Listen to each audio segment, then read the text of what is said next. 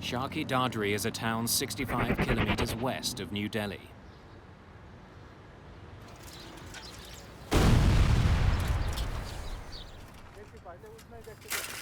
Its mustard and grain fields are now burning with the twisted wreckage of 2 ruined airplanes.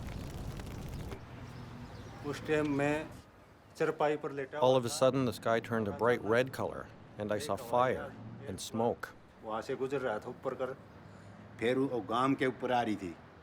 One plane started to come towards us. There was fire and parts of the plane were flying everywhere. People were running.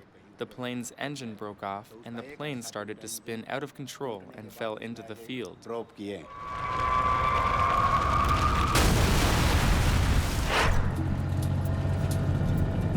I was told that there's been a mid-air collision. Apparently there's a jumbo jet which may be involved, and why don't you just head out? There was this adrenaline rush in that sense. I was very new in the business and I knew I had to get that story. Vishnu Som is assigned to report on the crash for New Delhi television. He arrives in the darkness of night a few hours after the crash.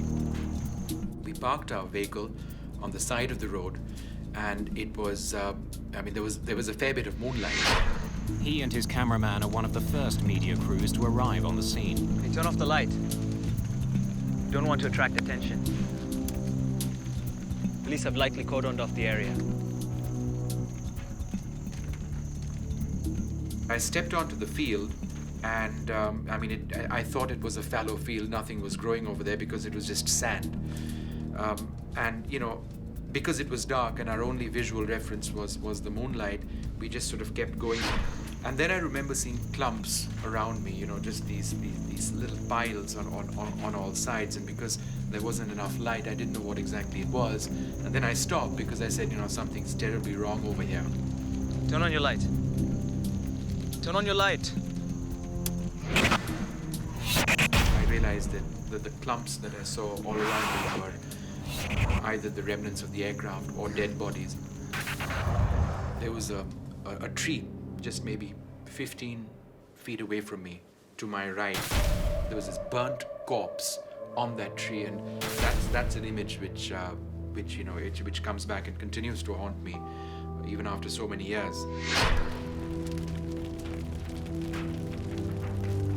As night turns to day, hope of finding any survivors fades. None of the passengers aboard either plane has survived. 349 people are dead.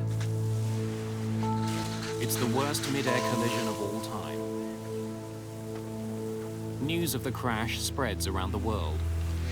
What remains clear is that there was more than one set of factors that might have resulted in the collision.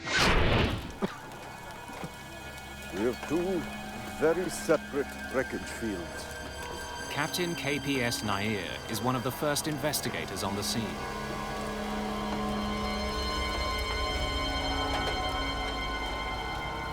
I was aghast, horrified.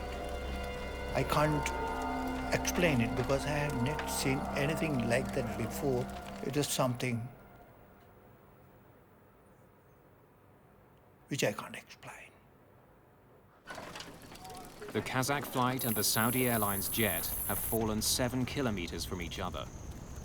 Investigators have 2 separate crash sites to examine, but they know one cause will explain both accidents. It's unlike a single aircraft falling somewhere. 2 large-bodied aircraft colliding each other in the sky. There are different causes. How had 2 planes that were supposed to be 1,000 feet apart collided? Investigators consider 3 possibilities. An error on the part of the air traffic controller, an error by one of the crews, or the failure of an instrument on one of the planes. They hope the mangled wreckage will hold the clues they need. Their first priority is to find the black boxes from both planes. They record cockpit conversations along with critical data about the flight, like its altitude, speed, and heading.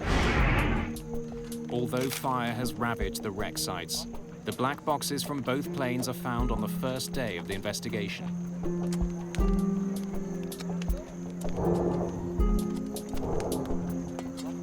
But for the moment, they hold their secrets. It will take several months for experts to extract data from the recorders. In the meantime, investigators focus on conversations between the two planes and the air traffic controller. In this particular case, we had the evidence of the ATC transcript. Without onboard radar, the planes around Delhi's airport rely on air traffic controllers to guide them. VK Dutta comes under enormous pressure. Did he make mistakes that caused the worst mid-air collision ever? Those times were bad. These media people, they crowd foul. So I told them that, there's no fault of mine. Hi, I'm VK Dutta. I'm sorry to keep you waiting. Have a seat. Investigators want to know everything that Dutta did on the night of the crash. Was traffic heavy? Evenings are always busy. Dutta's radar doesn't track a plane's altitude. Instead, controllers in New Delhi write a plane's last reported position on a strip of paper. The strips are continually updated. It's the only way for controllers to keep track of the altitude of the planes under their control. Level information is not there, so level has to be confirmed by the pilot. Kazakh 1907. Now reaching 150. Air traffic controllers can only know a plane's altitude when the pilots report it. Are these your notes? Yes, sir. This is the Kazakh one, and this is the Saudi one. Investigators learned that Dutta was in charge of 5 flights at the time of the accident, and that the Saudi and Kazakh flights were flying in opposite directions of the same aerial pathway. The area that Dutta manages is divided into a network of air corridors. Controllers use them to channel flights in and out of the airport. But many of the corridors are used for military flights. In fact, even at such a busy airport, there's only one main corridor for commercial planes. In cases like this, there are strict rules he has to follow. Between two aircraft, the requirements specify a vertical minimum separation of 1,000 feet. When aircraft fly through the sky, they leave turbulence in their wake, like boats on the water. It can affect the planes around them. Air traffic controllers deal with this by keeping planes at different altitudes. Roger, maintain flight level 140, stand by for higher. Dutta was supposed to ensure that the two planes were 1,000 feet apart as they approached each other.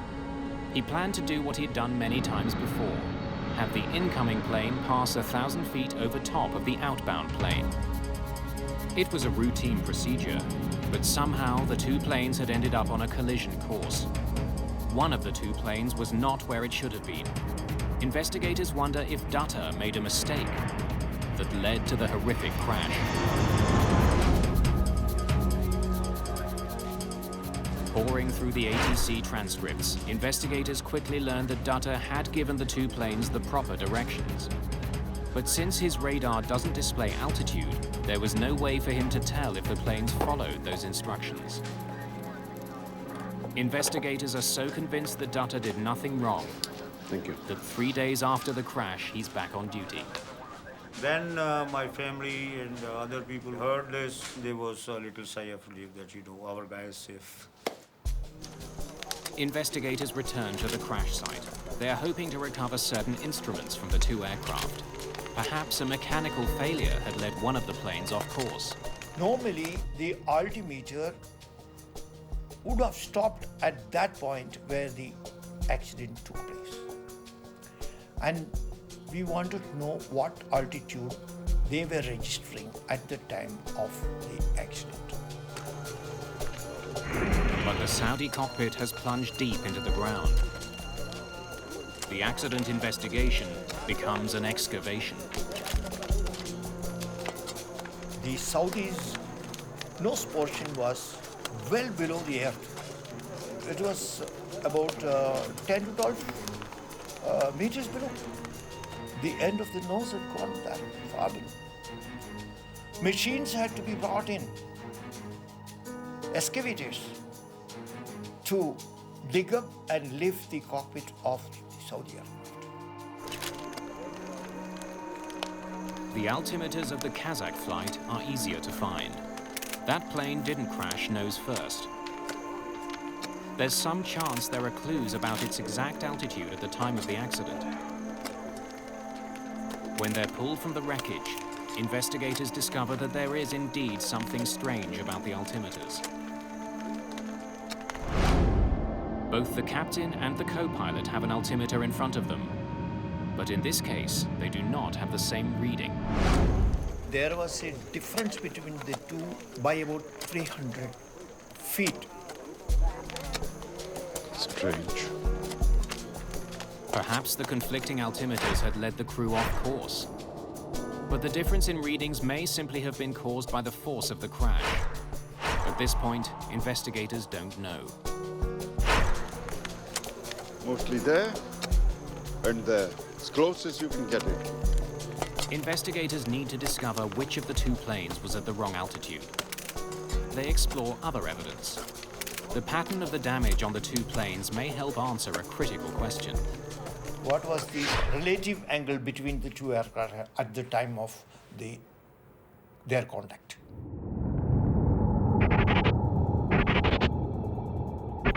Most of the pieces from the two planes are kilometers apart, but a large section of the tail from the Saudi aircraft is found near the beginning of the debris field.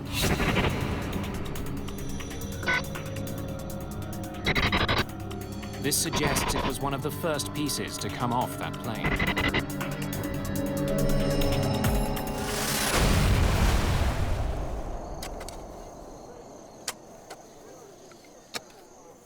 The significant points of contact in this particular accident in the air was between the tail end of the IL-76 and the wing portion of the Boeing 747 of Saudi Air. The tail of the Kazakh plane appears to have pierced through the left wing of the Saudi jet. If that's the case, the Kazakh flight hadn't been above the Saudi jet when they collided, as air traffic controllers thought. It must have been below it. It's a puzzling discovery that adds to the mystery. Investigators still don't know which plane was in the wrong airspace. What they do know is that once the two planes hit, there was no hope for either crew. After hitting the other plane's wing, the Kazakh plane's tail tore through the horizontal stabilizer at the rear of the Saudi 747. 5.5 meters of it is torn off. Without it, the Saudi crew can't control their plane. The result is the aircraft goes into uncontrollable spiral. And in this particular case, if I would say both the aircraft had gone into that situation.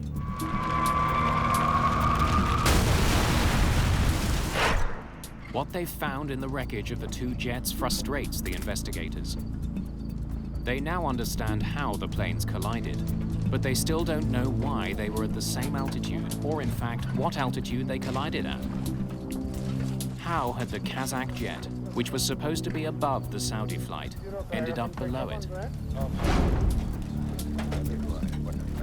Almost 2 weeks after the accident, Captain Ashok Verma joins investigators at the scene.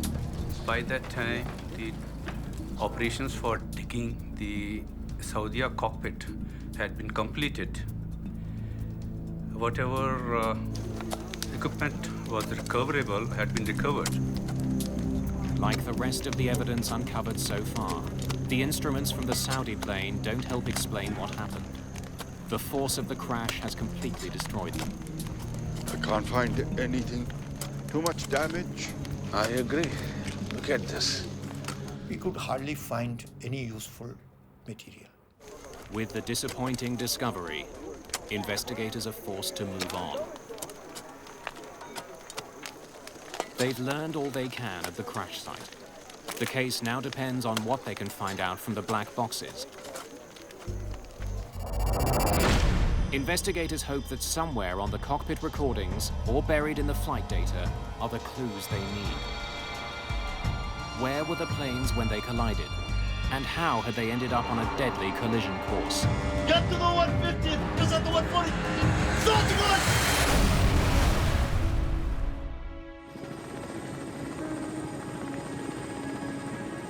It's been 3 months since the mid-air collision of 2 passenger jets near New Delhi.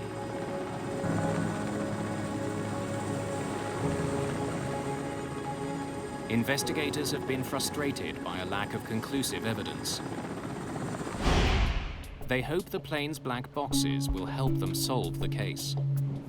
In order to avoid any suggestion of bias, the boxes from the Saudi flight are being analyzed in England. Technicians from the Air Accidents Investigation Branch try to extract valuable data. The neutrality of the state where the recorders are handled was an essential thing. Each plane was equipped with 2 black boxes, a flight data recorder and a cockpit voice recorder. The flight data recorder contains information on dozens of aspects of a plane's performance. Among them, the altitude, the airspeed, and the changes pilots make to the flight controls.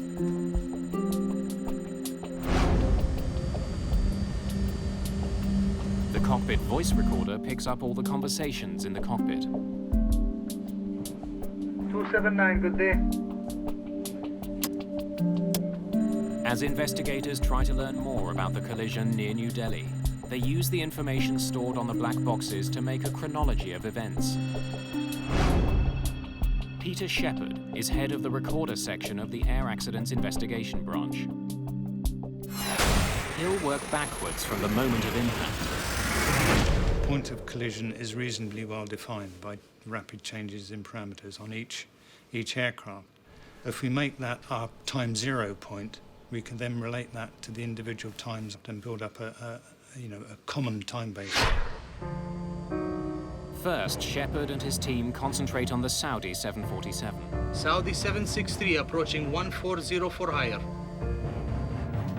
Roger, maintain flight level 140. Stand by for higher. Saudi 763 will maintain 140. The CVR reveals that the Saudi pilots received clear instructions about their altitude and seem to have understood them. After being told to hold at 14,000 feet, there was no discussion of climbing to a higher altitude, which would have taken them into the path of the Kazakh flight. Next, Shepherd looks at the flight data recorder to confirm that the Saudi flight actually followed the instructions it was given. The recorder from the Saudi flight showed us that the altitude had been normal during climb out. The Saudi pilots leveled off at 14,108 feet, well within their safe corridor. It had leveled at its assigned altitude of 14,000 feet and continued to fly level. The Saudi pilots followed the ATC instructions meticulously, which is borne out by their confirmatory calls back to the ATC. Air traffic controllers wanted the 2 planes separated by 1,000 feet and wanted the Saudi plane to fly below the Kazakh jet. If the Saudi pilots did nothing unusual, suspicion is growing that somehow it was the Kazakh plane that was in the wrong place. Alarmingly, when investigators examine the information from the Kazakh jet's flight data recorder, they discover that it descended far below the 15,000 feet it was supposed to stay at. Moments before the collision, the Kazakh plane is at 14,100 feet, almost 1,000 feet lower than its assigned altitude and less than 10 feet below the Saudi flight. It then powered directly into the Saudi jet. The Kazakh crew had not stopped descending at the altitude they were cleared to, that was 15,000 feet. But why had the Kazakh flight dropped so badly off course? Kazakh 1907, report position. Kazakhstan Airlines presents one theory for their plane's dramatic loss of altitude. The Kazakhstan defense mainly relied on presence of turbulence. Perhaps a sudden burst of turbulence had forced the plane lower. The data recorder of the Kazakh flight does seem to indicate that the crew had a bumpy ride. It shows two distinct and sudden drops of more than 400 feet. The airline claims both of these drops were caused by turbulence. But Peter Shepard isn't so sure. When we saw the jumps of 250, 500 feet, our initial response was that these can't be right. I mean, it was the rate at which they changed was beyond that an aircraft could actually perform. What else could cause the plane to drop so quickly? Or at least seem to drop so quickly? Shepard searches for an explanation. We tried to resolve the inaccuracies in the Kazakh recording by looking at the other parameters that were recorded and trying to derive altitude using these other recordings. It's intricate math. By using information including the speed and rate of descent from the flight data recorder, Shepard determines that the plane was on a steady downward approach. The reason for the apparent sharp drops is simple. Shepard learns that the sensor that sends altitude information to the flight data recorder was faulty. It would stick and temporarily stop sending information. When it got unstuck, it would wrongly appear as though the plane had lost considerable altitude. It's as if there was a bit of glue on one area and it stuck in that. And eventually the altitude changed so much, the force on it made it jump again, and it stuck there for a little while. Investigators can now conclusively dismiss turbulence as a factor in the collision. So there's no sudden descent? Scanning maintenance records, investigators also discover that there was no problem with the Kazakh plane's altimeters. They conclude that the difference found in the cockpit instruments was a result of the crash. It didn't cause it. To understand why the Kazakh plane kept descending after it was told to hold, investigators turn to the cockpit voice recorder. It begins long before the crash itself. Initially, there are no hints that anything is wrong. Kazakh 1907, report level passing. Passing 240, Kazakh 1907. Because the Ilyushin 76 is a modified military plane, it has another unusual feature, a position for a radio operator in the cockpit. Igor Rep mans that position and handles all communications for the Kazakh flight. Roger, over to Delhi approach 127.9. 127.9, bye-bye, Kazakh 1907. As the aircraft nears the airport, Rep gets in touch with approach controller Dutta. Delhi approach, good evening. Kazakh 1907. Passing 230 to 180. I told Kazakh to descend and maintain flight level 150. That is 15,000 feet. Roger, Kazakh 1907. Descend, flight level 150. Report reaching. 1,000 feet vertical separation is sufficient, and that was granted to the two aircraft. Kazakh 1907, now reach 150. The Kazakhstan radio operator had at one time stated reaching flight level 150. It's just 1 minute before the impact. And at this point, the Kazakh plane appears to be right where it's supposed to be, 1,000 feet higher than the Saudi plane. But investigators know that instead of leveling off, the plane continued to descend. This is where the trouble starts. As investigators compare the flight data information to the cockpit voice, they notice something disturbing. Kazakh 1907, now reach 150. When Rep calls out that they've descended to 15,000 feet, he's actually over 1,000 feet higher than he thinks he is.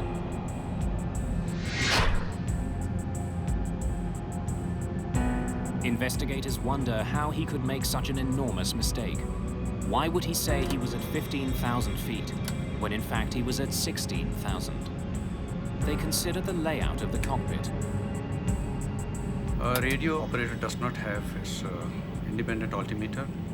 There are two metric altimeters fitted in front of, one each in front of the pilots. With some effort, the radio operator could also see this.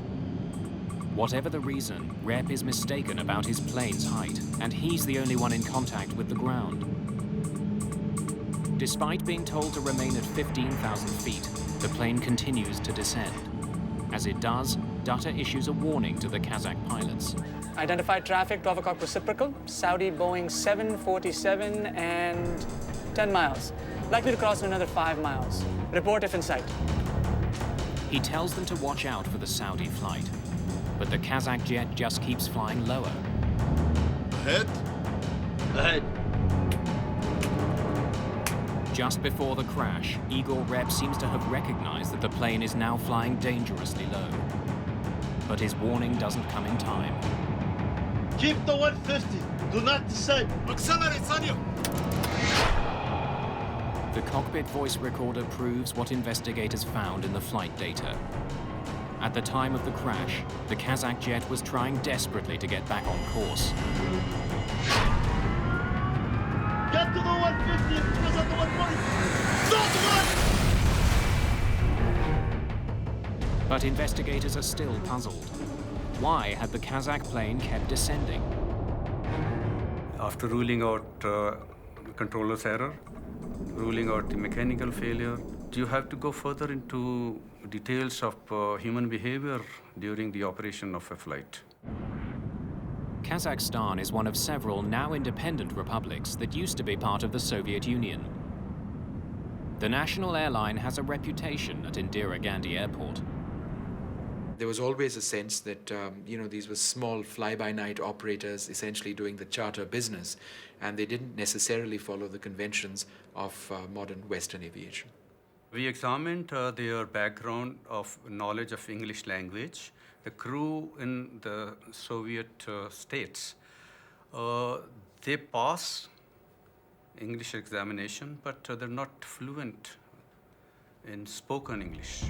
Verma now listens more closely to the cockpit voice recorder, looking for an indication that the crew misunderstood their instructions. Had a language barrier caused the crash? How many miles? Traffic is at 8 miles, level 140. Did the Kazakh pilots confuse their own altitude with that allocated to the Saudi aircraft? Report, 8 miles. Verma finds that members of this crew weren't communicating clearly with each other. Igor Rep was responsible for communication with the ground, but there's no indication that the pilot and co-pilot were listening to his instructions. Switch on, engine inlet heating. While the rest of the crew was busy discussing arrival procedures, Rep alone seemed to be occupied with their altitude. Now looking, 1907. It is a usual practice that the briefing for the arrival is completed before start of descent, so that all crew can pay full attention to the radio. While the radio operator appears to have understood that the Saudi plane was at 14,000 feet, investigators believe the co-pilot thought that he was cleared to 14,000 feet and continued his descent. Hold the level. What level were we given? When the pilot does respond, he seems confused. I think pilots did not pay that much attention and relied too much on the radio operator and to navigate the aircraft during this critical phase. The decision to increase power and stop descending ends in tragedy. Keep the 150. Do not descend. Accelerate, Sanyo. Get to the 150 and press at the 140. Stop one!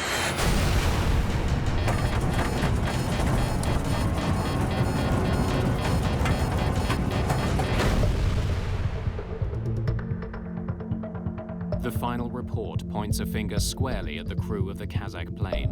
In the wrong place at the wrong time. a simple misunderstanding led to the deaths of 349 people. The investigation concluded that the primary cause of this mid-air collision was non-adherence to the authorized altitude allocated to the Kazakhstan aircraft. Investigators are confident they know what caused the worst mid-air collision in aviation history. But there are steps they want the industry to take to help make Indira Gandhi Airport safer. What they find is that the technology that could have prevented this accident was already at the airport. Saudi 763. Investigators have determined that poor cockpit communication and a simple misunderstanding caused a devastating accident which killed almost 350 people.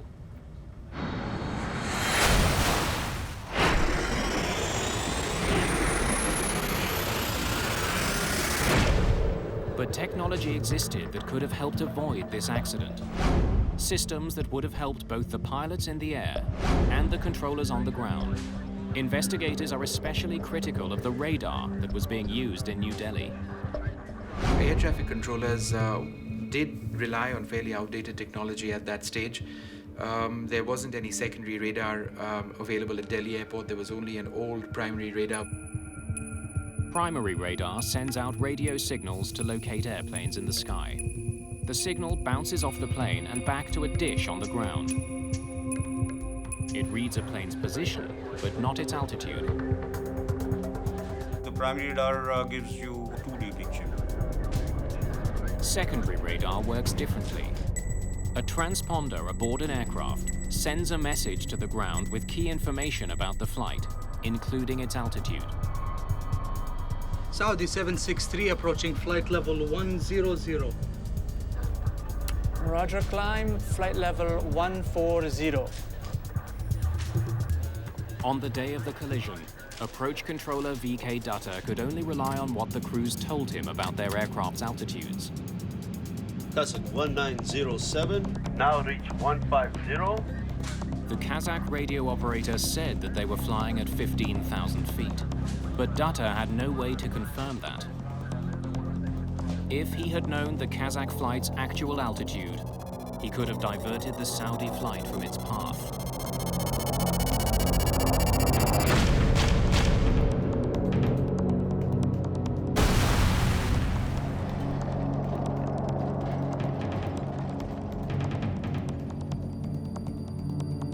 That is the 3D picture. So you have some time to react to it. You can take the aircraft away. At the time of the accident, India had ordered a $118 million air traffic control system with secondary radar and more sophisticated communications and navigational equipment. The system had originally been scheduled to be installed 2 weeks before the accident. But on the day of the crash, the system hadn't even been unpacked. Secondary radar is an advancement on the primary radar. And in this particular case also, by getting the altitude information, it could have been possible that the accident of this nature could have been avoided. In the year following the accident, there would be 3 near misses near Indira Gandhi Airport. It would take more than 2 years for the secondary radar system to be installed. Today, controllers at Indira Gandhi International Airport see an airplane's flight number, altitude, and heading. It's far more information than controller VK Dutta had available to him on the day of the accident. Experts believe another piece of technology could have helped prevent the collision. TCAS. TCAS equipment generates caution and warnings for the crew. It allows them time to react, draws their attention to the situation around, and it looks into the vertical separation. TCAS is a collision avoidance system that can be installed on board airliners. In many countries, the technology is mandatory. It alerts pilots when other flights are coming too close. The system also automatically tells them what evasive action they should take. Neither plane was equipped with TCAS. The Indian Airports Authority has also made the airport safer by redesigning the air corridors coming and going from the runways. At the time of the collision, there was one main air corridor for commercial planes landing and taking off from Indira Gandhi International Airport. With the increase in air traffic, that single corridor was becoming too crowded. In the wake of the accident, more air corridors were opened for commercial flights. In general, aviation safety standards has improved. The concern for the safety has improved. Out-of-date technology and poor communication led to this crash. But like almost every aviation accident, it was a chain of seemingly minor events that ended in disaster. In retrospect, those were some very unlucky people to meet in the sky that night. You know, it's a 1 in a million chance for that to happen. Certainly there were other things that could have helped: radar, collision avoidance systems, and I think we continue to make advances there. I don't worry about flying. Certainly, you know, destiny, I don't know. It was glad we weren't 5 minutes in front of where we were at, that's for sure. VK Dutta went on to have a long career as an air traffic controller. Today, he works at a college training young controllers. So I'm chief instructor there. So I'm training ATCUs. I'm addicted to my job. I love it. I really love it. Dutta, who was initially suspected of having caused the crash, helped implement the changes to make New Delhi's airports safer. His efforts have paid off. The airport now handles 20 million passengers a year. Since the new radar system was installed and the new corridors opened, there hasn't been a fatal accident at this airport.